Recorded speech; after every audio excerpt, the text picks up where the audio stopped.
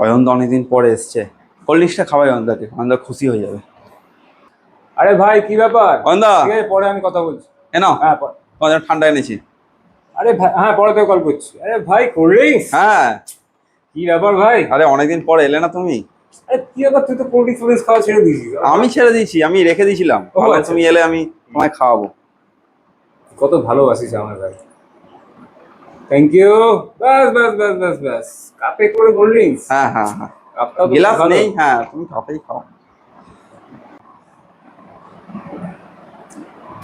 কিন্তু ভাই একটা জিনিস অদ্ভুত ব্যাপার, হ্যাঁ, থামস আপের টেস্টটা কি একটু অন্যরকম লাগছে, মানে পাল্টে পাল্টে দিয়েছে নাকি নতুন রেসিপি ট্রাই করছে বন্ধুরা। হাত কি কম কম কম লাগছে নাকি? চান্সটা একটু কম না, ঠিকই আছে, বাট টেস্টটা একটু অন্যরকম, মানে কি বলবো বুঝতে পারছি না।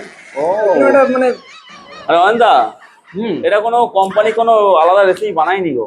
হ্যাঁ এই থামস আপটা সেই মনে আছে, সেই আমরা সেই ভিডিও বানিয়েছিলাম, হুম। সেই 2 বছর আগে সেই ভিডিও বানিয়েছিলাম আমরা। হ্যাঁ, তারপর তো আমি চাকরি করতে চলে গেলাম। হ্যাঁ, তুমি সেই বললে খুব ইচ্ছা করছিল থামস আপ খাওয়ার। হ্যাঁ, তারপর তো আমি চাকরিতে চলে গেলাম। হ্যাঁ, আর সেই থামস আপটা ছিল, হুম। ওইটাই হচ্ছে এই থামস আপটা।